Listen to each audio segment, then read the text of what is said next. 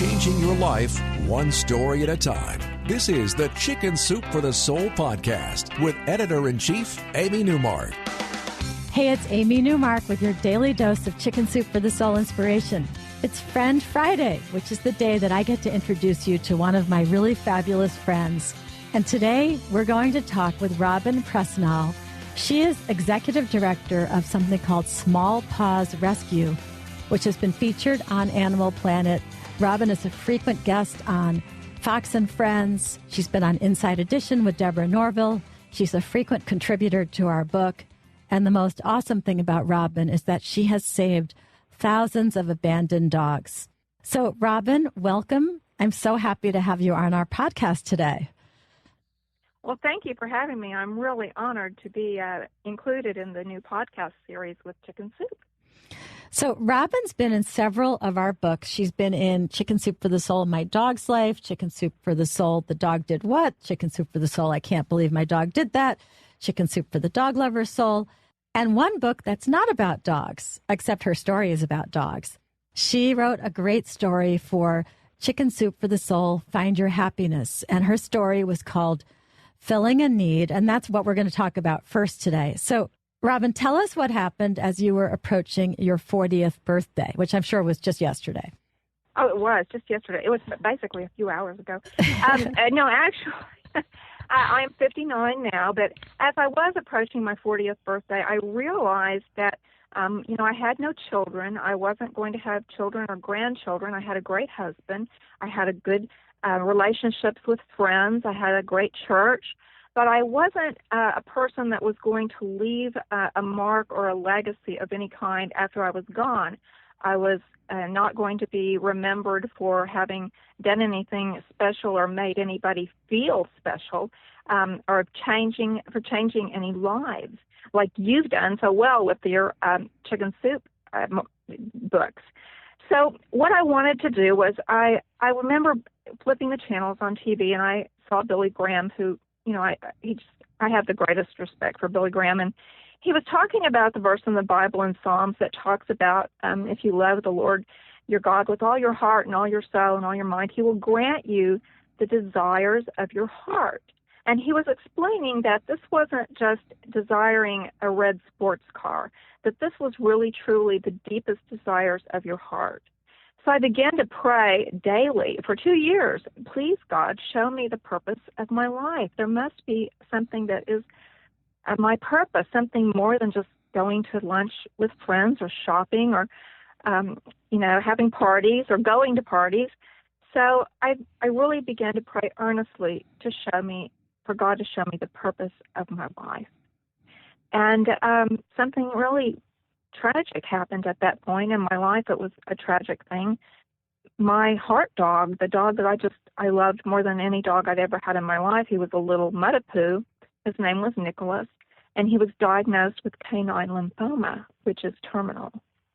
And when I found out this information, I realized that I had to fight this with everything I had. And I told God, God, my dog has cancer, and you're going to please put that purpose in life thing that I've asked you about. Please, can you put that on hold while I fight this with everything I have? And for 13 months we fought, and eventually we lost Nicholas. And I ended up looking for another dog to keep our present dog, Bear, company. He was really grieving. And I found an ad in the paper, and I found myself on the steps of one of the worst commercial kennels in Missouri. There was a dead horse in the front yard, and it had been there quite some time. Wow, that's horrible. And I know these used to be called puppy mills, but you explained to me that a better term for them is commercial kennels. Yes, this is true, because, there are some commercial kennels that do not abuse or neglect their animals. They have a better track record of the way that they treat them. So I try to call them commercial kennels. But I ended up getting a puppy there, and I saw the pictures. I took pictures of his parents, and I tried to buy the parents as well. And I came back, and I realized that I didn't believe that people knew what was going on, the travesties that were going on in these commercial kennels, some of them, in Missouri. And so I wanted to find a way to tell the world about these travesties. And I was not computer literate, so this was a problem. My husband had to show me how to get an AOL account and get online, and I had to learn how to work this thing called the Internet. And I began to tell people on the AOL Bichon for Say board about Bichons being neglected and abused, as well as every other breed of dog. And so we started with 25 people. And within a few weeks, several hundred people had joined our mailing list. And we were doing things that I never dreamed were even within the realm of possibility of something in my life. We were touching people.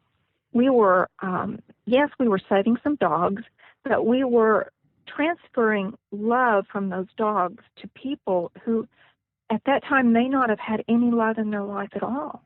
And we were seeing changes in people. And so as we grew, we were beginning to be noticed by some national media outlets, such as Animal Planet and Fox News. And I began to think, I should really write some of these stories down of some of these unbelievable miracles that we've seen happen with dogs, and also the way that these dogs have affected the people who love them. And that's how I became involved with Chicken Soup, and that's how I got to meet you and have a great evening in New York City with you. Yeah, that was really fun meeting you a few years ago.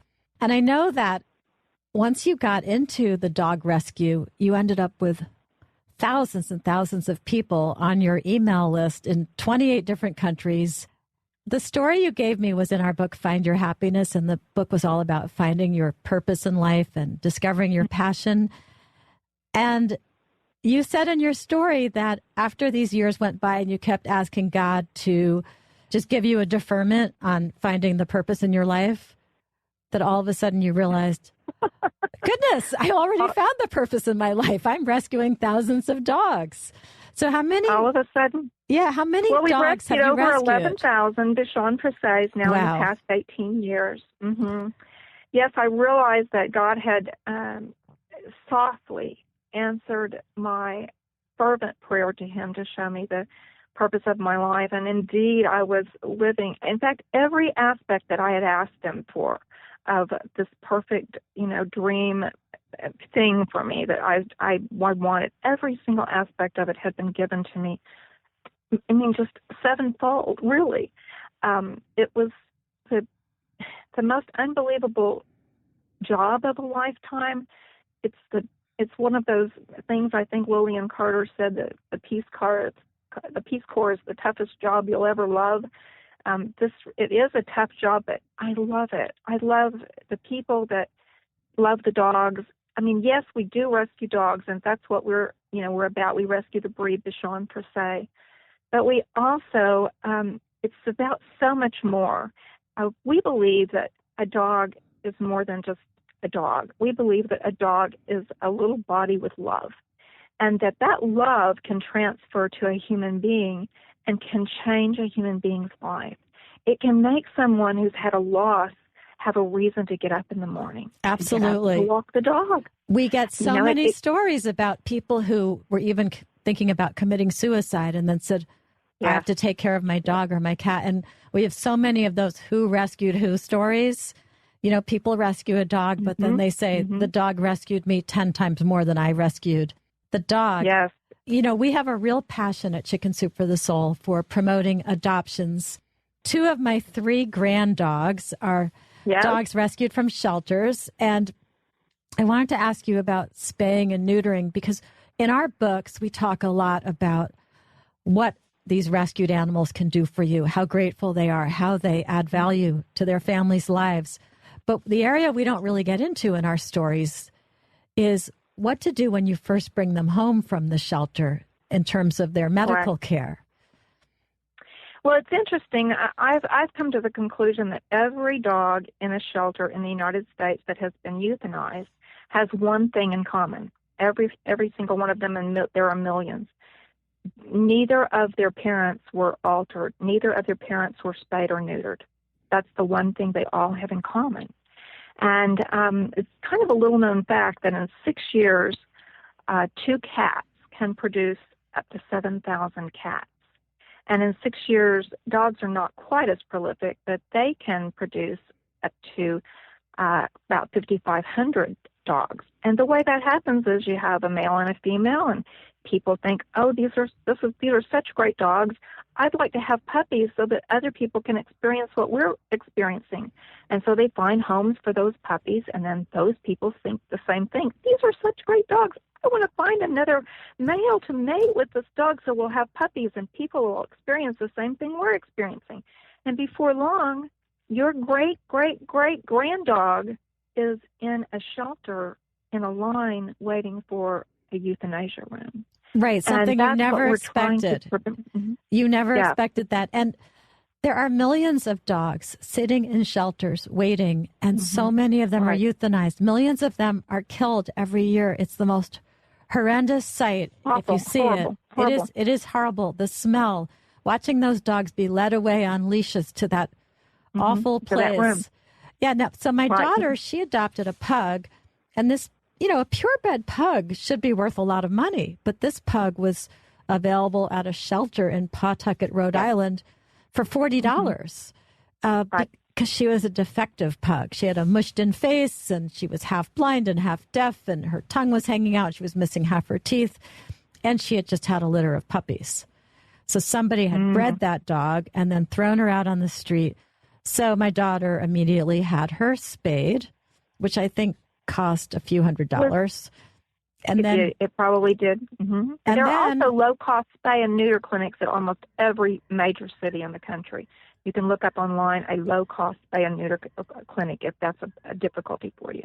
And I know some shelters will actually deliver the dogs to you spayed or neutered, and the adoption fee is just a little bit higher. But it is true. People don't think about it. If you were thinking about it the way you think about your children, you would never want to imagine that by breeding your dog, you were creating, say, a grandchild of your dog that would be roaming the streets abandoned and then euthanized a few years later. That's not what you intend when you breed your dog. And, all of these dogs that we get from the shelter, we rescue quite a few dogs from shelters. They were at one time a loved family member. And something happened. Something happened where there was a change in the people's lives. There was maybe a divorce or a move or an illness that put them into a nursing home, or something happened. And the poor dog, who only knew love and knew that person and knew its home, knew its backyard, knew its groomer, knew its vet, now it's in a cage and it knows nothing. And I think they know that there are dogs that are being euthanized. I think that they can sense that. They probably can. They're very intuitive. They are. So what we do in Small Paws, and we try to teach some other rescue groups who are just starting to kind of take on some of these philosophies. What we do is we do complete vetting. We do all their shots, of course, and we do fecal tests to make sure that they don't have any parasites. But of every dog, every single dog, everybody is spayed or neutered. My husband says that sometimes I'm looking funny at him, too. But it's just not going to happen that we're going to have anybody slip through the cracks that's not spayed or neutered, because we're not going to be part of the problem. We are going to be part of the solution. So the dog is completely vetted, and then when the adoption happens, though we may have spent $400 to $600 on every dog, even if that's just the basic, if there's nothing really wrong with the dog, our adoption fee is $150, and that includes teeth cleaning.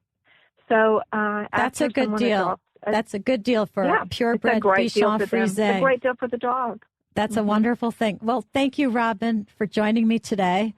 Thank you for having me. I'm so proud to have you as part of the Chicken Soup for the Soul family. I mean, you are a great example of how wonderful our writers are.